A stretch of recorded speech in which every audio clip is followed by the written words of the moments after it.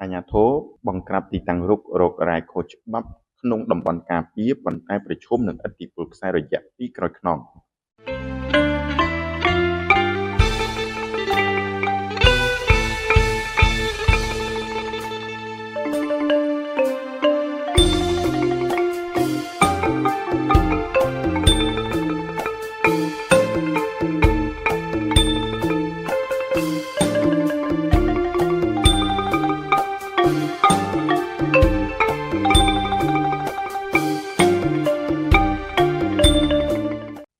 ខេត្តព្រះវិហារនៅក្នុងប្រតិបត្តិការបង្ក្រាបបទល្មើសធនធានរ៉ែធម្មជាតិដ៏តានតឹងមួយកាលពីថ្ងៃទី7 ខែឧសភាឆ្នាំ2026នេះកម្លាំងមន្ត្រីឧទ្យានុរក្សដែនជម្រកសត្វព្រៃភ្នំត្នោតភ្នំពកបានចុះបង្ក្រាបទីតាំងរុករករ៉ែខុសច្បាប់ទ្រង់ទ្រីធំមួយកន្លែងដែលត្រូវបានគេសង្ស័យថាមានជាប់ពាក់ព័ន្ធនឹងកូនប្រុសរបស់ឧកញ៉ាដ៏មានឥទ្ធិពលម្នាក់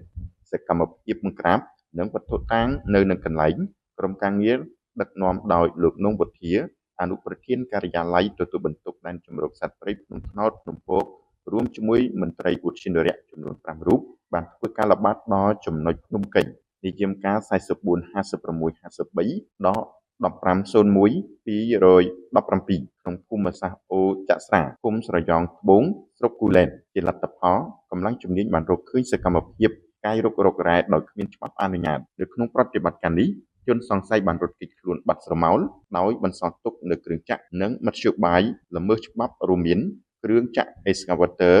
Mark XCMG ចំនួន1គ្រឿងម៉ាស៊ីន Sazer សម្រាប់កាយដីចំនួន1គ្រឿងម៉ូតូ Viva ពណ៌ខ្មៅស្លាកលេខ ខ54 15សរ1ចំនួន1គ្រឿងបច្ចុប្បន្នកម្លាំងឧទ្យានុអនុរក្សកំពុងតែយាមកាមនៅទីតាំងកើតហេតុដើម្បីការពារវត្ថុតាងនិងរងចាំការសម្រេចបន្តនីតិវិធីច្បាប់វិបត្តិឥទ្ធិពលអំណាចលើសសសរស្តម្ភនៃច្បាប់អ្វីដែលជាចំណុចរសើបនៃករណីនេះគឺការលើកឡើងពីមន្ត្រីជំនាញបរិស្ថាននិងអាជ្ញាធរមូលដ្ឋានដែលសូមមិនបញ្ចេញឈ្មោះបានបង្ហាប់ថាទីតាំងរុករករ៉ែនេះត្រូវបានការពារដោយខ្នងបង្អែកដ៏រឹងមាំយោងតាមប្រភពពីប្រជាពលរដ្ឋនិងមន្ត្រីនៅទីនោះឈ្មោះរបស់កូនឧកញ៉ាម្នាក់ដែលមានទាំងទ្រព្យសម្បត្តិនិងអំណាចបានក្លាយជារបាំងធ្វើឲ្យអាជ្ញាធរថ្នាក់ក្រោមនិងមន្ត្រីអនុវត្តច្បាប់មានការរារែកនៅក្នុងការចាត់វិធានការស្ថានភាពនេះបានឆ្លុះបញ្ចាំងពីវប្បធម៌ខ្លាចរឯងដែលធ្វើឲ្យច្បាប់ស្តីពីកិច្ចការពារបរិស្ថាននិងការគ្រប់គ្រងធនធានធម្មជាតិមិនអាចអនុវត្តបានពេញលេញការប្រើប្រាស់ឥទ្ធិពលបុគ្គលមកលើការគៀបសង្កត់លើប្រព័ន្ធច្បាប់បណ្ដាលឲ្យមានការបំផ្លិចបំផ្លាញធនធានធម្មជាតិដោយអនាធិបតេយ្យនិងខ្វះតម្លាភាពតាមការឲ្យដឹងពីលោកមេធាវីម្នាក់ដោយសូមមិនបញ្ចេញឈ្មោះនិងសម្លេងបានឲ្យដឹងថាតាមផ្លូវច្បាប់និងវិធានការឆ្លើយតបដើម្បីលើកកម្ពស់នីតិរដ្ឋនិងការពារសម្បត្តិធម្មជាតិរបស់ជាតិបទល្មើសនេះគួរតែត្រូវបានពិនិត្យលើទិដ្ឋភាពច្បាប់ដូចខាងក្រោម 1. ច្បាប់ស្តីពីតំបន់ការពារធម្មជាតិឆ្នាំ2008ការរុករករ៉ែក្នុងតំបន់ការពារដោយគ្មានការអនុញ្ញាតពីក្រសួងបរិស្ថានគឺជាបទល្មើសធនធានធម្មជាតិថ្នាក់ទី1ឬទី2ដែលត្រូវប្រឈមនឹងការរឹបអូសវត្ថុតាងនិងទោសពន្ធនាគារទី2ច្បាប់ស្តីពីការគ្រប់គ្រងនិងការធ្វើអាជីវកម្មធនធានរ៉ែរាល់សកម្មភាពកាយដីរុករករ៉ែដោយគ្មានអាជ្ញាប័ណ្ណគឺជាអំពើខុសច្បាប់ដែលត្រូវផ្តន្ទាទោសយ៉ាងធ្ងន់ធ្ងរទី3ការប្រឆាំងនឹងអំពើពុករលួយនិងការរំលោភអំណាចប្រសិនបើ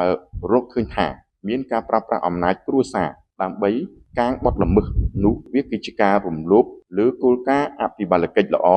ដែលរាជរដ្ឋាភិបាលកំពុងតែរឹតបន្តឹងដូចគ្នានេះដែរមតិសាធារណៈកំពុងតាមដានយ៉ាងយកចិត្តទុកដាក់ថាតើវត្ថុតាងដែលដកហូតបានទាំងនេះនឹងត្រូវបានចាត់ការតាមច្បាប់ដោយតម្លាភាពឬក៏ត្រូវរលាបសាបសូន្យក្រោមឥទ្ធិពលនៃលុយនិងអំណាចរបស់បុគ្គលម្នាក់នោះនេះគឺជាការសាកល្បងដ៏សំខាន់មួយសម្រាប់ប្រព័ន្ធយុត្តិធម៌និងការបដិញ្ញាចិត្តរបស់ក្រសួងពាក់ព័ន្ធនៅក្នុងការលុបបំបាត់បទល្មើសធនធានធម្មជាតិនៅក្នុងប្រទេសកម្ពុជា